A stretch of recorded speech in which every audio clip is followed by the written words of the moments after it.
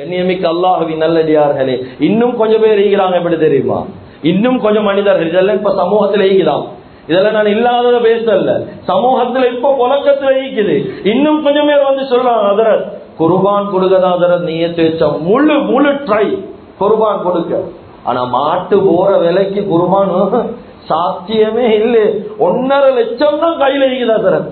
அதுதான் பார்த்தேன், இந்த 1.5 லட்சத்தை வச்சு வார வருஷத்துக்கு பெரிய ஒரு மாடுண்டே கொடுப்போமே. இதுவும் மடமையான பேச்சுதான். இஸ்லாம் எங்களுக்கு செல்லுது, கஷ்டப்படுத்தல. உனக்கு மாடு கொடுக்க வசதி இல்லையா, குர்பான்ல ஆக சிறந்த குர்பான் ஆடு குர்பான், ஆட்டுக்கு போகலும். கண்ணியமிக்க அல்லாஹ்வின் நல்லடியார்களே, அருமையானவர்களே, நபி ஸல்லல்லாஹு அலைஹி வஸல்லம் அவங்க வாழ்க்கையில முழுக்க கொடுத்தது ஆடு, முழுக்க அறுத்தது ஆடு. மாட்டை விட ஒட்டகத்தை விட அதிகமாக அறுத்தது ஆடு. 10 வருஷம் மதீனால நபி ஸல்லல்லாஹு அலைஹி வஸல்லம் அவங்க முன்னுரிமை கொடுத்தது ஆட்டு குர்பானுக்கு. அப்ப நான் 1.5 லட்சத்தை வச்சுக்கொண்டு மாடு கொடுக்க நியத் இருக்குது, ஆனா கொடுக்கிறது போதாவே, எங்களுக்கு கஷ்டமே. அதனால நாங்க என்ன செஞ்சுட்டோம் வேண்டாம், அடுத்த வருஷம் கொடுக்க நியத்தை வச்சுட்டோம். இப்படி பேசவாங்க. இந்த அமலும் ஷைத்தான் அவங்களையே தடுக்கிறான். கண்ணியமிக்க அல்லாஹ்வின் நல்லடியார்களே, ஆடு குர்பானுடைய விஷயத்துல முன்னுரிமை கொடுங்க. நாங்க ஆடு குர்பான கேவலமா நினைக்க வேணும். ஏனென்றா நான் ஆரம்பத்துல சொன்னேன், இப்ராஹிம் அலைஹிஸ்ஸலாத்து வஸ்ஸலாம் அவங்க ஒரு ஆடு அறுத்து குர்பான் கொடுத்தாங்க. அதனால நாங்க எல்லாம் ஹஜ் பெருநாளை கொண்டாடுறோம். சில தஃப்சீருடைய உலமாக்கள் விளங்கப்படுத்துறாங்க, இவங்க அறுத்த ஆடு எந்த ஆடு தெரியுமா? இவங்க அறுத்த ஆடு எந்த ஆடு தெரியுமா? ஹஜ்ரத் ஆதம் அலைஹிஸ்ஸலாத்து வஸ்ஸலாத்துடைய காலத்துல நான் ஆரம்பத்துல சொன்னேன், ஹாபில் காபிலுடைய ஒரு ஆடு அல்லாஹ் வானத்துல வசத்தினானே. குர்ஆன் சொல்லுது, இந்த ஆடு அல்லாஹ் சொர்க்கத்துல மேய வச்சு அந்த ஆடு தான் இப்ராஹிம் அலைஹிஸ்ஸலாத்து வஸ்ஸலாத்துடைய கையால் அறுக்கப்பட்டுச்சு. அவ ஆட்டுடைய விஷயம், ஆட்டு குர்பானுடைய விஷயம் பின்னுக்காவான். ஆடு குர்பான் செய்யுங்க. நபி ஸல்லல்லாஹு அலைஹி வஸல்லம் விரும்பினார், அல்லாஹ் விரும்புறது. கண்ணியமிக்க அல்லாஹ்வின் நல்லடியார்களே, அருமையானவர்களே, நபி ஸல்லல்லாஹு அலைஹி வஸல்லம் மௌத்துக்கு பின்னாலே எனக்காக வேண்டி ஒரு அமலை செஞ்சு கொண்டு வாங்க என்பதாக அலி ரலியல்லாஹு அன்ஹுவோட கையில வசியத் செஞ்சான். ஹதீஸ்கள் எடுத்து பாருங்க, ஹதீஸ்களை பெரட்டி பாருங்க. மௌத்துக்கு பின்னால எனக்காக வேண்டி ஒரு அமலை நீங்க செஞ்சுட்டு வரணும், வசியத் செஞ்ச ஒரு அமல் அலி ரலியல்லாஹு அன்ஹுவோட கையில, எனக்காக வேண்டி வருடம் குர்பான் கொடுங்க. ஹதீசுகள்ல வருவது, அலி ரலியல்லாஹு தஆலா அன்ஹு அவங்களுக்கு குர்பான் கொடுக்கக்கூடிய நேரத்துல ரசூல் ஸல்லல்லாஹு அலைஹி வஸல்லம் அவங்களுடைய பெயரிலே ஒரு ஆடு குர்பான் கொடுப்பாங்க என்பதாக ஹதீஸ்ல வருது. அப்ப கண்ணியமிக்க அல்லாஹ்வின் நல்லடியார்களே, இந்த அமல் வாழ்க்கையில விளையாட்டு அமல் அல்ல, சும்மா விளையாடுற அமல் அல்ல. கண்ணியமிக்க அல்லாஹ்வின் நல்லடியார்களே, இதுக்குத்தான் இஸ்லாம் என்ன சொல்லுது, இதுக்கு தான் சொல்லுது, உங்களுக்கு ஒட்டகம் கொடுக்க வசதி இல்லையா, மாட்டுக்கு போங்க. மாடு கொடுக்க வசதி இல்லையா, ஆட்டுக்கு போங்க. ஆடும் கொடுக்க வசதி இல்லையா, ஒட்டகத்துல 7 அல்லது 10 பேர் சேருங்க. ஒட்டகத்துல 10 பேர் மட்டும் சேரும். அப்படி ஒட்டகமும் குடிக்கலவா, 5வது கட்டம் தான் இஸ்லாம் செல்லுது, மாட்டு 7 பேர் கூட்டு குர்பான் செய்யுங்க. அந்த கூட்டு குர்பான்ல சேர்ந்து சரி உங்களோட உதவியா நிறைவேற்றப்படட்டும். இப்ப இந்த கூட்டு குர்பான் எத்தனாவது இடத்துல இருக்குது?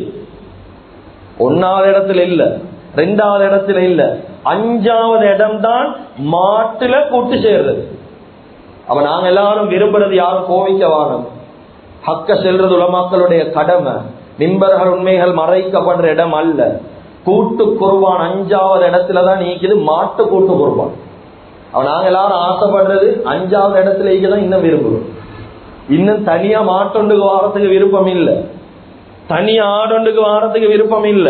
இன்னும் 5வது இடத்துல. கவலை என்ன தெரியுமா, எவ்வளவு வசதி வாய்ப்பு வாழ்க்கையில, ஆனா வசதி ஈந்தும் இவங்க என்ன செய்யறாங்கன்றா தனி மாட்டுக்கு போறல்ல, மாட்டுக்கு பங்கு சேர்றாங்க.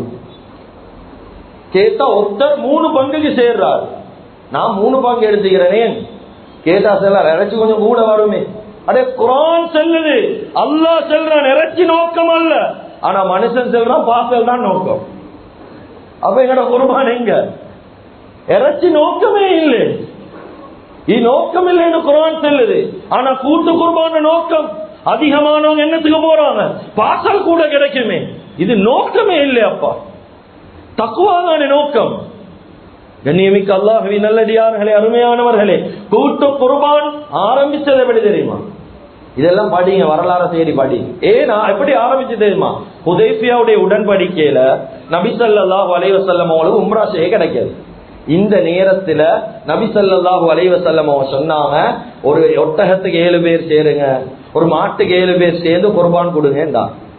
அவ இதை வச்சுதான் உலமாக்கள் அப்படியே எடுக்கிறாங்க, கியாஸ் எடுக்கிறாங்க. அப்படியே இது உதகியாவுடைய விஷயத்துக்கும் இந்த சட்டம் வரும். ஒரு மாட்டுக்கு 7 பேர் சேரலும், ஒரு ஒட்டகத்துக்கு 7லேருந்து 10 பேர் மட்டும் சேரலும். இந்த சட்டத்தை எடுக்கிறாங்க. அப்படி கண்ணியமிக்க அல்லாஹ்வின் நல்லடியார்களே, அருமையானவர்களே, துல்ஹிஜ்ஜாவுடைய மாதத்துல 7 பேர் சேர்ந்து சரி குர்பான கொடுத்து உங்களோட கடமை அந்த இடத்துல நிறைவேற்றுங்க. எப்படியாவது அதனுடைய நன்மை எடுங்க என்பதாகத்தான் இஸ்லாம் எங்களுக்கு சொல்லுது. வசதி இல்லாட்டி 5வது கட்டம் தான் கூட்டு குர்பான். வசதி இல்ல, உங்களுக்கு தேய்க்கு 40,000 தான், ஒரு பங்குக்கு சேரலுமா சேருங்க. ஒரு ஆடு தனியா குடுக்கலுமான்னு பார்த்தா ஒரு ஆடு குடுக்கிறதா, இல்லாட்டி ஒரு பங்குக்கு சேர்றதான்னு பார்த்தா தனியா ஒரு ஆடு குடுக்கலும், அந்த சல்லிக்கு தனியா குடுக்கிறது தான் சிறந்தது.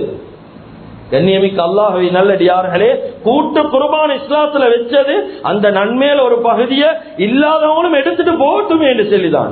வசதி ஈக்கிறவங்களுக்கு அல்ல கூட்டு குர்பான். கண்ணியமிக்க அல்லாஹ்வின் நல்லடியார்களே, அருமையானவர்களே, அடுத்த கட்டங்கள் குர்பான் என்று சொல்லக்கூடிய நேரம் நான் கொஞ்சம் அவசரமாக பேசுறேன். கொடுத்த டைம் நிறைவடைய போகுது, கொஞ்சம் அவசரமாக சொல்றேன். அடுத்த கட்டம் தான் ஆடு மாடுகளை எப்படி தெரிவு செய்வது. ஆடு மாடுகள் தெரிவு செய்யக்கூடிய நேரம் இஸ்லாம் எங்களுக்கு தெளிவாக வழிகாட்டு. லா தஸ்பஹு இல்லா முஸின்னா, வயதுகள் பூர்த்தியாகாம ஆடு மாடுகளை அறுக்கக்கூடாதுன்னு இஸ்லாம் சொல்லுது. வயதுகள் பூர்த்தியாகணும். ஒட்டகம் 5 இமாம் ஷாஃபி ரஹ்மஹுல்லாஹ் அவருடைய கவுலின் படி உம்தத்து சாலிக்ல ரொம்ப தெளிவா எழுதிக்கிறாங்க. ஒட்டகம் 5 வயசு பூர்த்தி, 6வது வயசுல காலடி எடுத்து வச்சுக்கோ. மாடா 2 வயசு பூர்த்தி, 3வது வருஷத்துல ஈக்கோ. ஆடுகள் 2 வகை, ஒன்று மஇஸ், இன்னொன்று பஹன். 2 ஆடு. இந்த மஇஸ் என்ற ஆடிக்கு அது ஸ்ரீலங்கால அதிகமா ஈக்கிற ஆடு. இதுக்கு செல்வாங்க வெள்ளாடு. இந்த ஆட்டுடைய வயது 2 வருஷம் பூர்த்தி, 3வது வருஷத்துல காலடி எடுத்து வச்சுக்கோம். அப்படி இல்லாம பஹன் செல்லக்கூடிய செம்பரி ஆடு, இந்த ஆடு 6 மாசத்திலேருந்து 1 வருஷம் மட்டும் பூர்த்தியாகிட்டா போதும். நல்ல பெருப்பமா இருந்தா அறுக்கேலும் அந்த ஆட்டை. இப்படி இஸ்லாம் எங்களுக்கு தெளிவா வயதுடைய விஷயத்தை பேசுது.